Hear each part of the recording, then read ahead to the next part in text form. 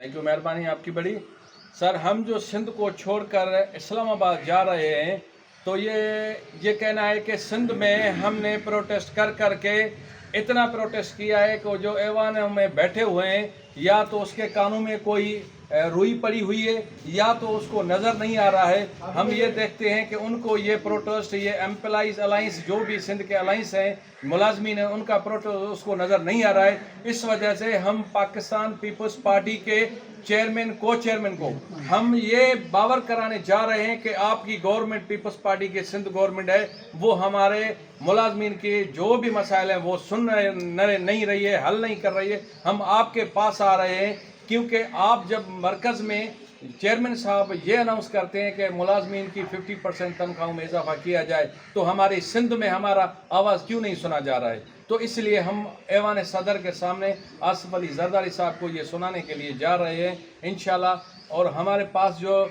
सिंध के जो तमाम एम्प्लॉइज़ हैं, उसकी सारी जो जमायतें हैं, जो सारे जो पास अलाइंस में इकट्ठे हुए हैं, सिंध के तमाम, ऐसा कोई नहीं सवाई फीडल से, जो परामर्शल के एसोसिएशन से हैं, जो मुलाजमीन हैं, वो सारे हम इकट्ठे होकर इस्लामाबाद जा रहे हैं। क्या नाम दिया है इसको अलायंस है Sindh employees alliance, Sindh employees alliance. जो भी है वो लोकल गवर्नमेंट का है, वो एजुकेशन का है, इरिगेशन का है, हेल्थ का है, और कॉलेजेस का है, और प्रोफेसर हैं या इसमें गजेटेड ऑफिसर्स हैं, ये सारे लोअर स्टाफ हैं। किस डेट को धरना देना है? ये 21 तारीख को 21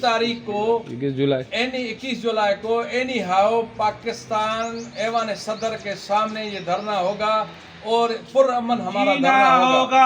ये हमारा पुरअमन होगा। ये धरना सी के चेयरमैन अशरफ खासकेली साहब के अगवानी में ये किया जाएगा।